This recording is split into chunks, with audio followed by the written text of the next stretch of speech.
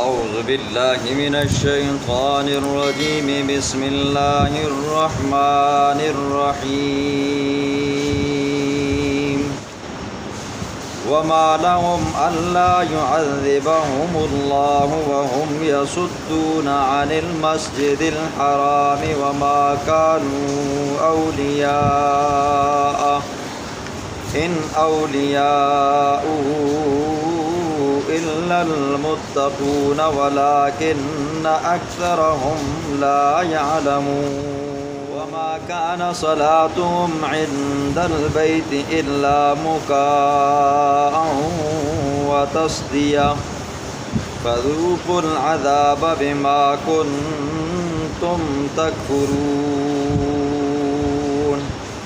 إن الذين كفروا ينفقون أموالهم ليصدوا عن سبيل الله فسينفقونها ثم تكون عليهم حسرة ثم يغلبون والذين كفروا إلى جهنم يحشرون ليميز الله الخبيث من الطيب ويجعل الخبيث بعضه على بعض فيركمه جميعا فيجعله في جهنم أولئك هم الخاسرون صدق الله العظيم. ماقبل درس میں آپ نے سنا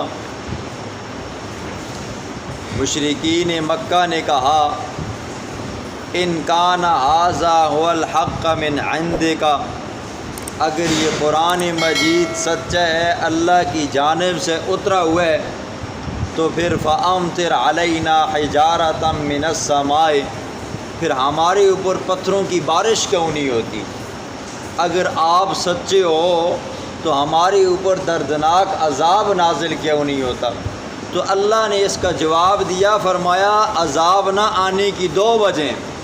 پہلی وجہ یہ ہے کہ تم لوگوں کے درمیان میں میرا پیارا پیغمبر بستا ہے، اس لیے تمہارے اوپر اکٹھا عذاب نازل نہیں ہو رہا. اور دوسری وجہ یہ بیان فرمائی کہ مسلمانوں کے استغفار کی وجہ سے، اور تمہارا جب بیت اللہ میں جانا ہوتا ہے تو وہاں پر تم بھی کہہ دیتے ہو ربنا اغفر لنا، اے اللہ ہمیں بخش دے. تو تمہارے بھی استغفار کی وجہ سے، مسلمانوں کے بھی استغفار کی وجہ سے یہ دنیا کا عذاب تمہارے اوپر نازل نہیں ہوتا، لیکن آخرت کے عذاب سے تم بچ نہیں سکو گے. آج کے درس میں اللہ رب العزت مشرکین مکہ کے دو گناہوں کو اور ساتھ میں مشرکین مکہ کی عبادت کو بیان فرمائیں گے.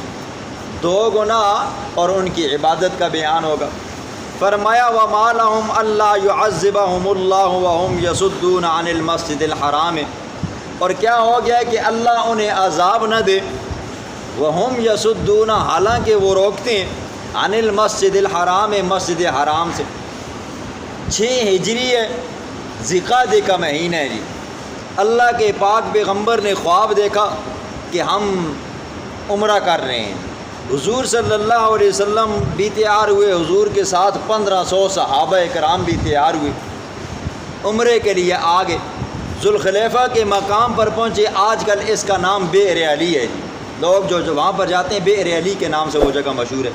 وہاں سے اللہ کے پیغمبر نے احرام باندھا، چل پڑے. حدیبیہ کے مقام پر پہنچے تو مشرکین مکہ کو پتہ چلا، وہ تو اندر سے جلے ہوئے تھے نا جی. وہ جنگ بدر ہوئی تو وہاں پر ان کی پھینٹی لگی، احد ہوئی تو وہاں پر پھینٹی لگی، تو اندر سے سخت جل گئے تھے. جنگ احزاب ہوئی تھی تو وہاں پر ان کی پھینٹی لگی، تو وہ نعرے مار رہے تھے جی ہم یہ کر دیں گے، ہم وہ کر دیں گے. تو لڑنے جھگڑنے کے طور پر آ گئے تھے. آگے آ کر جب انہوں نے دیکھا حدیبیہ کے مقام پر مسلمانوں نے احرام باندھا ہوا ہے، اور ان لوگوں کا بھی یہ عقیدہ اور نظریہ تھا کہ جب بندہ احرام باندھ لیتا ہے نا جی، اس کے بعد پھر اس کے لیے جنگ و جدال کرنا حرام ہو جاتا ہے. احرام باندھ لیتا ہے بندہ نا جی، پھر بندہ خوشبو نہیں لگا سکتا جی، خواہ مخواہ اپنے جسم کے کسی ناخن کو بھی نہیں کاٹ سکتا جی. اگر جوں بھی سر سے گر جائے، ہاتھوں پہ آ جائے، جسم پہ لگ جائے تو بندہ اس کو مار نہیں سکتا جی، ہاں اس کو گرا سکتے ہیں لیکن مار نہیں سکتا۔ تو انہوں نے دیکھا کہ مسلمان کہہ رہے ہیں لبیک اللہم لبیک، تو دل میں یہ جو حسرتیں تھیں وہ بڑاسیں تھیں تھوڑی ٹھنڈی ہو گئی، یہ تو بیت اللہ کا احرام کرنے کے لیے ہیں۔ خیر اللہ کے پیغمبر کو حدیبیہ کے مقام پہ روکا، اور یہاں پر قاصد آیا کہ آپ نہیں کر سکتے ہو۔ حضور صلی اللہ علیہ وسلم نے بھی اپنا قاصد بھیجا، حتیٰ کہ مذاکرات طے ہوئے۔ مذاکرات کے اندر یہ بتایا گیا کہ آپ اگلے سال عمرہ کر سکتے ہو، لیکن اس کے لیے بھی شرط ہے۔ پہلی شرط یہ ہے آپ اپنا اسلحہ چھپا کر رکھو گے جی، ہمیں دکھاؤ گے نہیں، ہمیں ڈراؤ گے نہیں۔ دوسری شرط یہ ہے آپ مکہ کے اندر صرف 3 دن رہو گے جی، یہاں سے زیادہ نہیں رہ سکتے ہو۔ اللہ فرماتے ہیں ظالموں کہ تم تو وہ ظالم ہو، تمہارے اوپر تو عذاب کو آنا چاہیے، تم اللہ کے گھر سے مسلمانوں کو روکتے ہو، یہ کتنا گناہ ہے، بڑا گناہ ہے یہ، اللہ کے گھر سے روکتے ہو۔ پھر دوسرا گناہ فرمایا وما کانوا اولیاء، اور نہیں ہے وہ بیت اللہ کے متولی جی۔ کیوں؟ ان اولیاء الا المتقون، بیت اللہ کے حقیقی متولی، حقیقی وارث، حقیقی خدمتگار کیا ہیں جی؟ متقی لوگ ہیں۔ متقی وہ جو گناہ سے بچتا ہے، متقی وہ جو شرک سے بچتا ہے۔ اور ان کی تو یہ عادت تھی، انہوں نے بیت اللہ کی در و دیوار کے اندر 360 بت بنا کر رکھے ہوئے تھے۔ کہیں حضرت ابراہیم علیہ السلام کی مورتی، کہیں حضرت اسماعیل علیہ السلام کی مورتی، کہیں حضرت عیسیٰ علیہ السلام کی مورتی، کہیں مائی مریم کی مورتی جی، طرح طرح کے خدا بنائے ہوئے تھے جی۔ تو تم اپنے آپ کو بیت اللہ کا متولی کہتے ہو؟ متولی بیت اللہ کا مشرک ہو نہیں سکتا، کیونکہ یہ اللہ کے گھر ہیں، اور اللہ کے گھروں کے اندر فلا تدعوا مع اللہ احدا، اللہ کے سوا کسی اور کو پکارنا، کسی اور کا نام لینا، کسی اور کے سامنے سجدہ کرنا، یہ کیا ہے جی؟ حرام ہے، ناجائز ہے۔ فرمایا وَلَٰكِنَّ أَكْثَرَهُمْ لَا يَعْلَمُونَ، لیکن اکثر لوگ جانتے نہیں۔ 2 گناہ یہ تھے۔ پہلا گناہ یہ کیا، مسلمانوں کو مسجد سے روکا جی۔ آج بھی دیکھو نا جی، بعض مساجد ایسی ہیں، اب ہماری مسجد تو اللہ کا فضل و کرم ہے جی، جو آئے جی فی سبیل اللہ ویلکم ہم اسے کہتے ہیں جی، جس حال میں آئے جی، جب آئے ہم اسے کچھ نہیں کہتے۔ بعض مساجد ایسی ہیں کہ جہاں آپ پر جاؤ گے، وہاں پر آپ اپنا کوئی کام کرو گے تو آپ کو آنکھیں پھاڑ پھاڑ کر دیکھیں گے، آپ کو تنگ نظری سے دیکھیں گے جی بندہ، یا یہ ہے کہ آپ تھوڑا سا لیٹ جاؤ گے تو آپ کو اندر داخل نہیں ہونے دیا جائے گا، تالا مار دیا جائے گا جی۔ بعض مساجد ایسی ہیں، اچھا بعض مساجد ایسی ہیں جو مثال کے طور پر اگر گجر برادری کی ہیں تو دوسری برادری والے آ نہیں سکتے، پٹھان برادری کی ہیں تو دوسرے نہیں آ سکتے، سید برادری کی ہیں تو دوسرے آ نہیں سکتے، صرف اپنی اپنی برادری ہیں جی، اپنی اپنی مسجد کے اوپر اپنے نام لکھے ہوئے ہیں جی۔ اور حالانکہ مسجدیں جی اللہ کے گھر ہیں، نام وہ ہونے چاہیے جو ان ہستیوں کے ناموں کے اوپر ہونے چاہیے جن سے اللہ راضی ہے جی۔ ہر بندے نے اپنی مسجد بنائی ہے، مثلا پٹھانوں کی مسجد، خانوں کی مسجد، ڈاکٹروں کی مسجد وغیرہ وغیرہ جی۔ تو فرمایا یہ سب سے بڑا گناہ ہے جو تم اللہ کے گھر سے لوگوں کو روکتے ہو۔ دوسرے نمبر پر تم اپنے آپ کو مسجد کے متولی کہتے ہو۔ مسجد کا متولی تو وہ بندہ ہو جو کیا ہو جی؟ موحد ہو۔ مشرک بندے کو مسجد کے اختیارات کی بالکل قطعاً اجازت ہی نہیں۔ تیسری بات، ان کی عبادت کیا تھی؟ وما کان صلاتہم، نہیں تھی ان کی نماز، عند البیت، بیت اللہ کے پاس، الا مکان، مگر سیٹیاں بجانا، اور وتصدیہ، اور تالیاں بجانا۔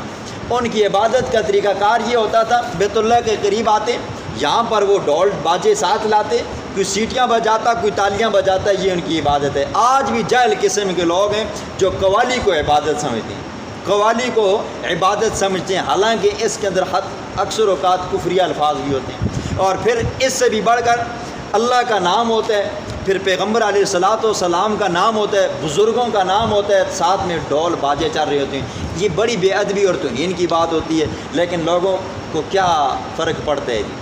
قرآن یہ کہتا ہے گانا حرام ہے، حدیث یہ کہتی ہے گانا حرام ہے۔ اللہ کے پیغمبر نے فرمایا الغناء ينبت النفاق، جو بندہ گانے سنتا ہے نا جی، یا گانوں کا شوقین ہے، اس بندے کے دل کے اندر منافقت پیدا ہو جاتی ہے، وہ بندہ نفاق کے اندر دائرے میں آ جاتا ہے، اس بندے کا ایمان جاتا رہتا ہے۔ اور اللہ کے پیغمبر نے فرمایا جو بندہ دنیا کے اندر گانوں کا عادی ہوگا، قیامت والے دن اس کے کانوں کے اندر پیتل گرم کر کے ڈالا جائے گا جی، لوہے کی سلائیوں کو گرم کر کے اندر ڈالا جائے، کانوں کے پردے پھٹ جائیں گے، اور بھی طرح طرح کی سزائیں وقت پہ بیان ہوں گی۔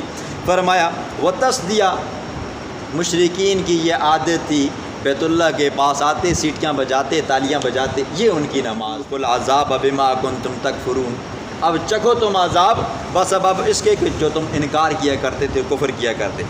ان الذین کفروا ينفقون اموالهم لیصدوا عن سبیل اللہ، بدر کا اللہ منظر پیش کرنا چاہتا ہے۔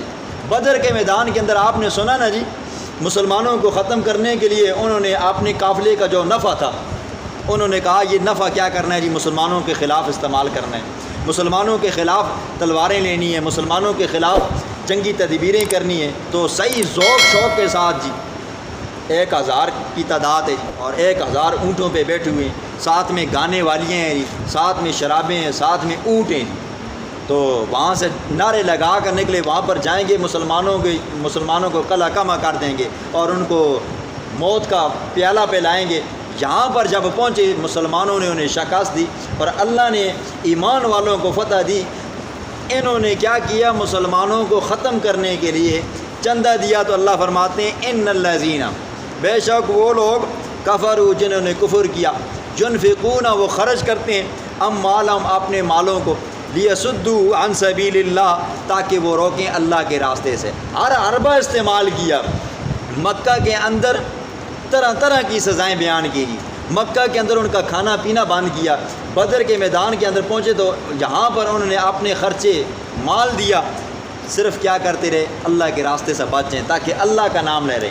فَسَيُنْفِقُونَهَا، پس عن قریب یہ اور خرچ کریں گے۔ یہ نہیں مسلمانوں کی طرح ایک طرف خرچ کر دیا جی بار اب بس جان چھوٹ گئی، نہیں، کافر مزید خرچہ کرتا ہے تاکہ یہ کیا ہے جی اسلام مٹ جائے۔ ثم تکون علیہم حسرۃ ثم یغلبون، یہ ان کا خرچ کرنا یہ ان کے لیے کیا بنا جی، ندامت کا ذریعہ بنا، پھر وہ مغلوب ہوئے۔ جو صحابہ کرام بعد میں مسلمان ہوئے نا جی، تو وہ کہا کرتے تھے کہ ہم اس وقت کتنے نادان تھے، مسلمانوں کو ختم کرنے کے لیے ہم نے چندے دیے، جان مال سب کچھ لگایا، لیکن آخر میں ہم کیا ہوئے جی، مغلوب ہوئے۔ ایمان والوں کو اللہ نے فتح عطا فرمائی۔ والذین کفروا الی جہنم یحشرون، وہ لوگ جنہوں نے کفر کیا اللہ ان کو جمع کرے گا جی۔ اللہ کے پیغمبر نے فرمایا قیامت والے دن اللہ رب العزت پل صراط سے لوگوں کو جانے کا کہیں گے جی۔ کافر لوگ جیسے آگے پاؤں رکھیں گے دڑام سے جہنم میں گر جائیں گے، اور ایمان والے بجلی کی طرح، اس کی کرنٹ کی طرح پار ہو جائیں گے۔ لیمیز اللہ الخبیث من الطیب ویجعل الخبیث بعضہ علی بعض فیرکمہ فی جہنم، یہ اللہ نے اس لیے کیا ہے تاکہ خبیث ناپاک پاک سے جدا ہو جائے۔ دو معنی مفسرین نے کیے لیمیزہ، اگر اس کا تعلق پیچھے یحشرون کے ساتھ ہو تو مطلب یہ ہے کہ اللہ رب العزت قیامت والے دن ایمان والوں کو کافروں سے جدا کر دے گا جی۔ ایمان والے آنن فانن بجلی کی رفتار سے بھی تیز پل صراط سے پار ہو جائیں گے، اور پل صراط کے بارے میں آتا ہے باریک، بال سے بھی زیادہ باریک ہے اور تلوار کی دھار سے زیادہ کیا جی تیز ہے۔